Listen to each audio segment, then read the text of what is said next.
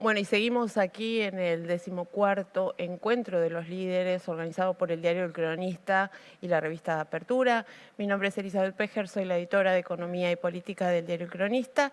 Y bueno, en esta oportunidad voy a moderar una charla muy interesante que tiene que ver con la coyuntura política postelectoral y también el escenario laboral en ese marco, en un marco de dificultades que tienen que ver con la economía y que tienen que ver también con grandes preocupaciones sociales.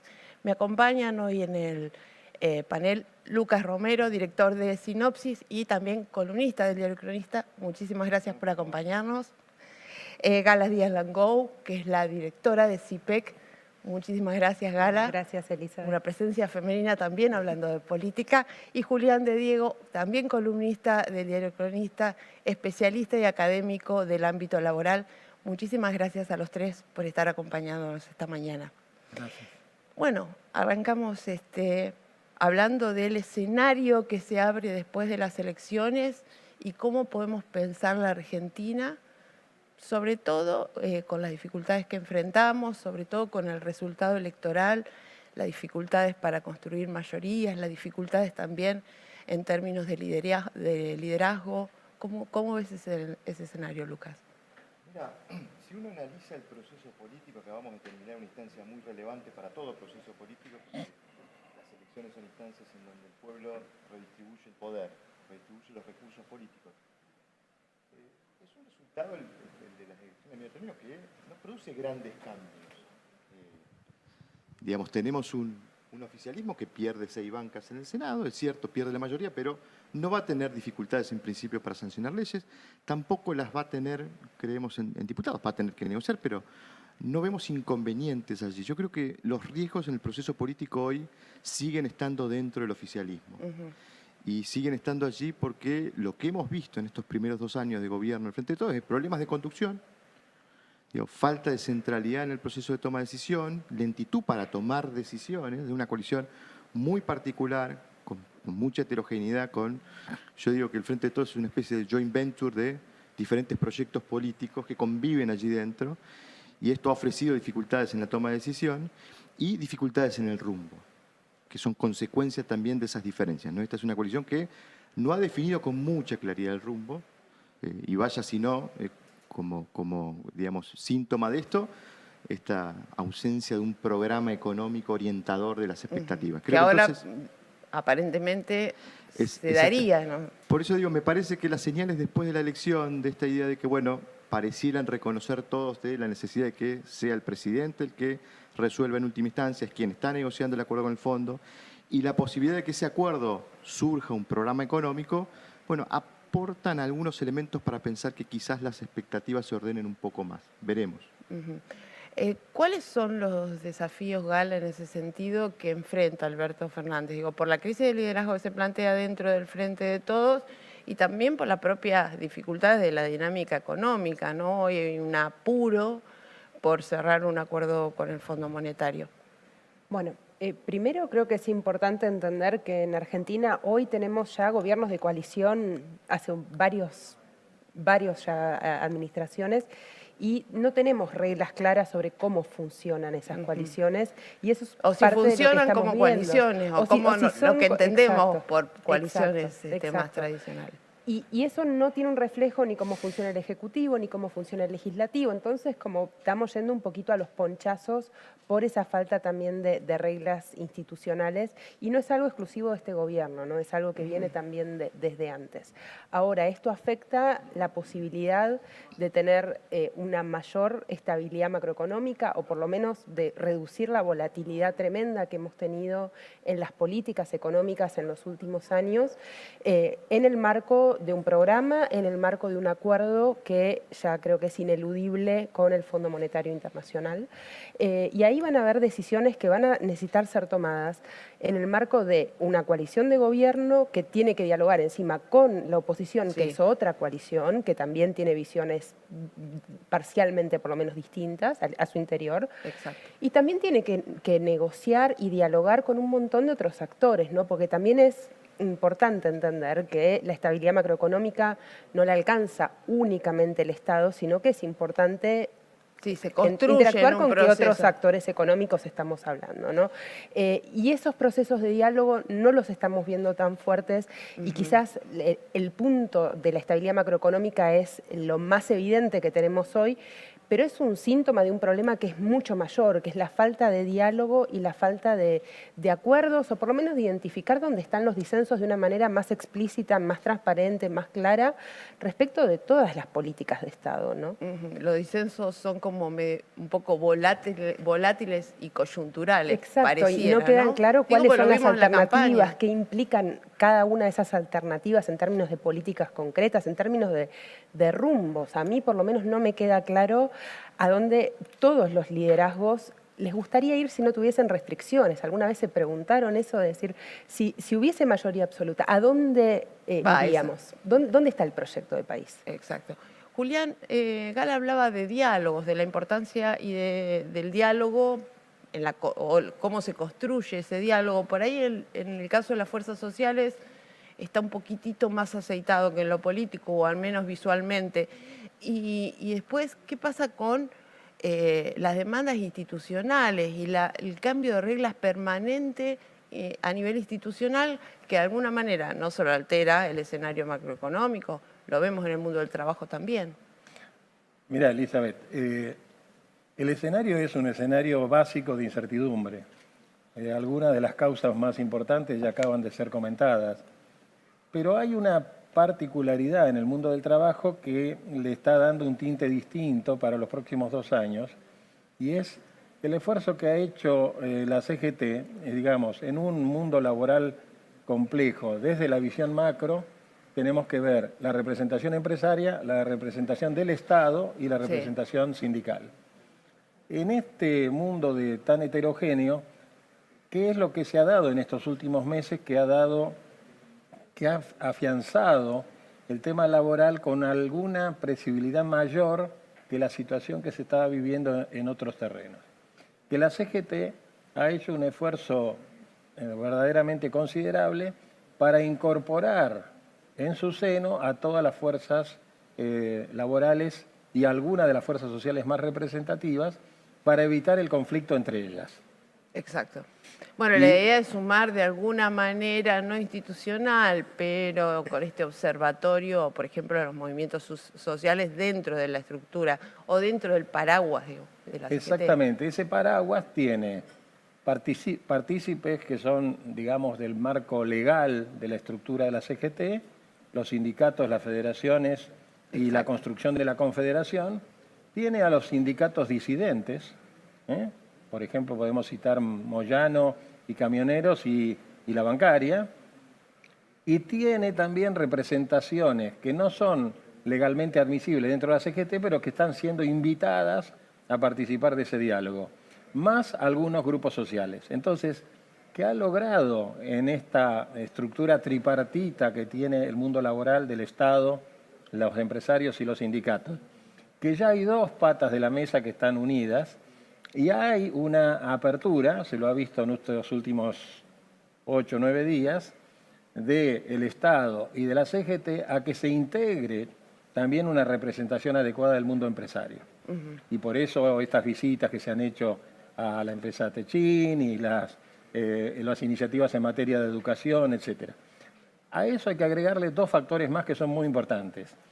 Se ha automatizado la negociación colectiva.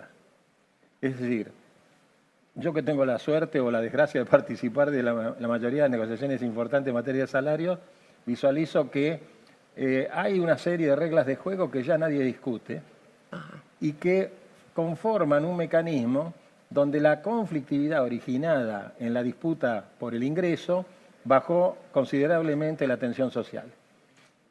Eso no quiere decir que no haya aspiraciones, que no haya deseos insatisfechos y que en el día a día podemos tener alguna coyuntura en alguna empresa. Y en ese marco hay que destacar una figura, que es la figura y la participación del Ministerio de Trabajo de la Nación, que siendo un Ministerio de Trabajo que originariamente, por el ministro que tiene, Claudio Moroni, no tenía una especialización en esta materia, se ha adentrado tan bien dentro de lo que es esta hiperestructura que determina las decisiones macro en materia laboral, que hoy se ha convertido en un árbitro razonable del conflicto laboral y social que existe. Entonces, el escenario en ese plano, al presidente Fernández le da una cuota de tranquilidad muy importante. Ahora, ¿cuál es la incógnita que se presenta? Un grupo tan consolidado, el día de mañana, dentro de la famosa alianza que integran las distintas fracciones del Partido Justicialista, va a generar, miren, yo logré este objetivo, yo Claro. quiero una posición de privilegio en el futuro del 2023. Ahora, Lucas, la CGT se convierte en un actor relevante dentro de la estructura de la coalición del Frente de Todos, Sí. dispuesto a discutir el liderazgo. Sí, a ver, lo escuchaba Julián y coincido en el diagnóstico. Yo creo que, pero es interesante plantearlo en estos términos, ¿no? La Argentina del empleo formal está funcionando relativamente bien.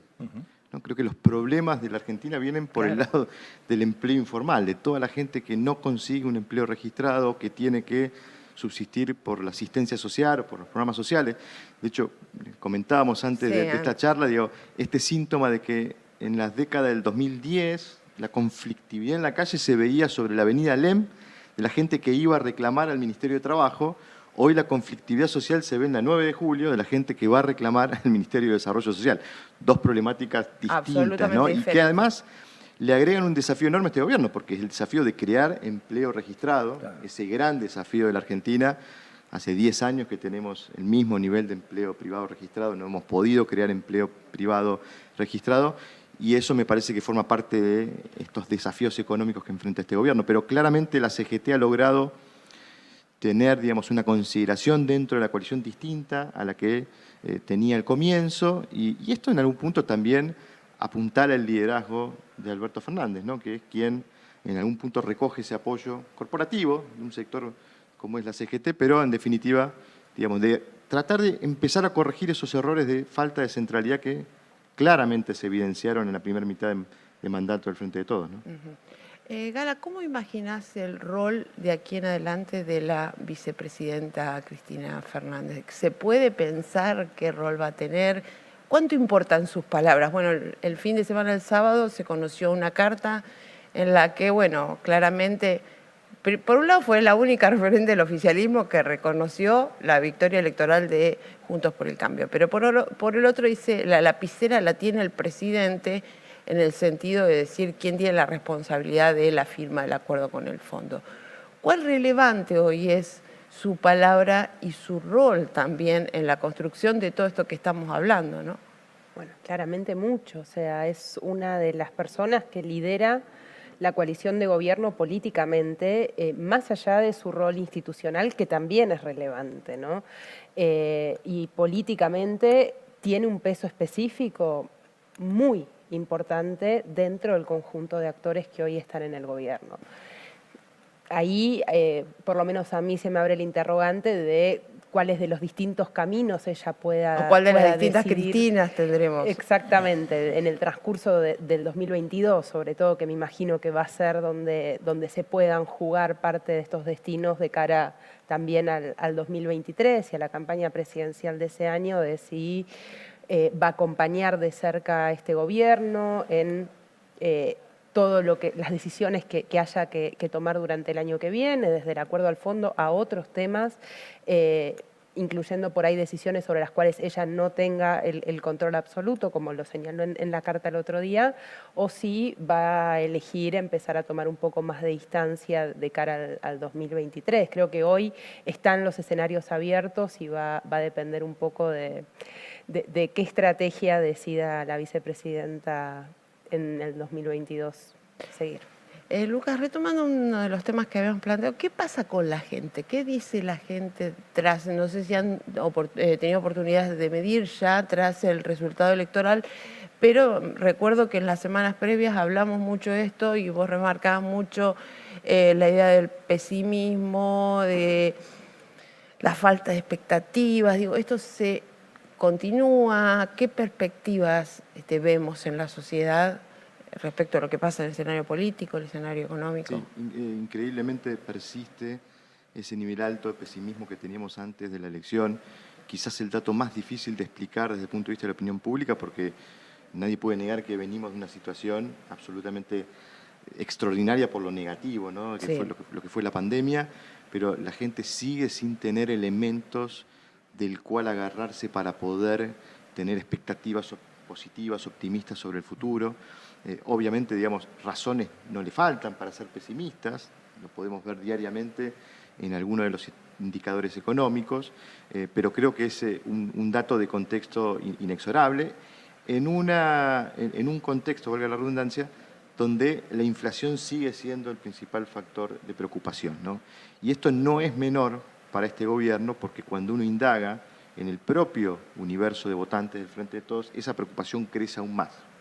Es una preocupación más que dominante en la propia base electoral del gobierno. Yo creo que por eso la única pieza del equipo económico que se tocó durante este proceso electoral es la del secretario de Comercio Interior, intentando tener alguna respuesta frente a ese flagelo que, digamos, no hay que hacer un estudio de opinión pública para confirmarlo, pero claramente afecta a los sectores medios bajos y sobre todo a los sectores informales, ¿no? Los que no pueden, no tienen procesos paritarios para poder acompañar su ingreso con la inflación. Así que yo creo que, digamos, más allá de lo macro, que claramente es el factor dominante de la dinámica económica, para el gobierno el proceso inflacionario se ha transformado en un factor de mucho riesgo político. Ujú. Y Gara, ¿cómo se interpreta eso en términos, digo, este pesimismo, esta falta de expectativas que expresa la sociedad en materia de confianza en la democracia, ¿no? En las instituciones, en la capacidad de los dirigentes políticos, de la dirigencia política tradicional, de resolver los problemas de la gente? Porque me parece que lo que vimos también en la campaña es como que estaban disociados, ¿no? El discurso o las preocupaciones de los electores de lo que hablaban efectivamente los candidatos. Yo ahí, Elizabeth, creo que hay que separar lo que es la confianza al sistema, a la democracia, de la confianza a los líderes. Yo creo que todavía hay muchísima confianza, y las encuestas lo muestran, al sistema democrático. Sabemos que queremos vivir en democracia, que podemos vivir en democracia y que no queremos otra cosa por sobre todas las cosas, y eso es un consenso, me parece, ya básico en la sociedad argentina, por suerte. Ahora, eso no implica que haya una confianza en quienes hoy están ocupando los puestos de relevancia en el sistema democrático, y eso también lo hemos visto en esta campaña en términos de los contenidos, como bien decías, sí, que trataban, o sea, no solamente por la falta de contenidos eso fue un la denominador campaña, común de la comunidad, pero sino por los pocos temas que sí surgieron, eran temas corridos de las preocupaciones. Nadie hablaba, por ejemplo, de crecimiento económico. O sea, hace 10 años tenemos el mismo PBI per cápita, más o menos. Nadie pone sobre la mesa qué estrategia podemos darnos para volver a crecer económicamente de una manera sostenida y no de recuperar 2019, que ya había sido un año malo. Entonces, hay una falta de contenidos, de discutir políticas en serio, políticas de largo plazo, políticas que hagan al desarrollo de la Argentina, políticas que hagan a la inclusión, a un desarrollo con crecimiento, pero con inclusión, que es el principal problema que tenemos hoy y que la pandemia encima amplificó todavía más. Ahí hay todavía un deber muy grande de toda la clase política, de toda la clase dirigente, perdón, Sí. no solo de la política, ¿no? También. Julián, respecto de eso, uno de los temas que aparece en la campaña tiene que ver con las ideas, propuestas diferentes de reforma laboral o de modificación de algunas leyes de trabajo. ¿Cómo está ese debate? Hay una discusión muy importante respecto de la continuidad o no, por ejemplo, de la doble indemnización o del decreto antidespidos. ¿Qué imaginas que va a pasar con eso? ¿Qué imaginas que va a pasar con el debate más de fondo de cambios de la actual legislación laboral? Mira, entre las máximas preocupaciones del sector empresario está, la primera, la vuelta a la normalidad desde las medidas que se tomaron en el COVID-19, que hoy están generando una conmoción importante en las organizaciones que ya empezaron a modificar sus estructuras. Ya hay muchas empresas que han decidido trabajar en gran parte en el teletrabajo o en el home office, y por lo tanto la estructura de las compañías, la estructura de la organización cambia sustantivamente. Esa es preocupación número uno. La preocupación número dos está ligada a la reforma laboral, de lo que hay que volver a tratar de ser normales dentro de ese contexto, que es salir de la doble y salir de la prohibición de suspensiones y despidos. Hay que hacer una aclaración que es muy importante, que toda persona que ingresó después del 15 de diciembre del 2019, o sea, ni bien asumió el presidente Fernández, Sí, no están no bajo tienen ese ninguna de paraguas. estas protecciones. O sea, no tienen ni la doble, ni está prohibido suspenderlos o despedirlos. Con lo cual ya tenemos un 12% de la población económicamente activa que ya no tiene las ventajas de este sistema, pero que sigue siendo un sobrecosto muy importante para las compañías. Entonces, las empresas dicen, reforma laboral sí, lo podemos analizar en lo que viene, porque ojo que lo que viene tiene un matiz muy revolucionario. El gobierno va a tener que tener un plan económico anual, que se lo va a exigir el fondo para poder... O plurianual, Claro, dice ahora. o plurianual. Que no pero sabemos cuántos años son cada todavía, año no va a está muy tener que claro. tener un plan económico con reglas de juego que no se van a poder modificar. Esa es otra necesidad empresaria.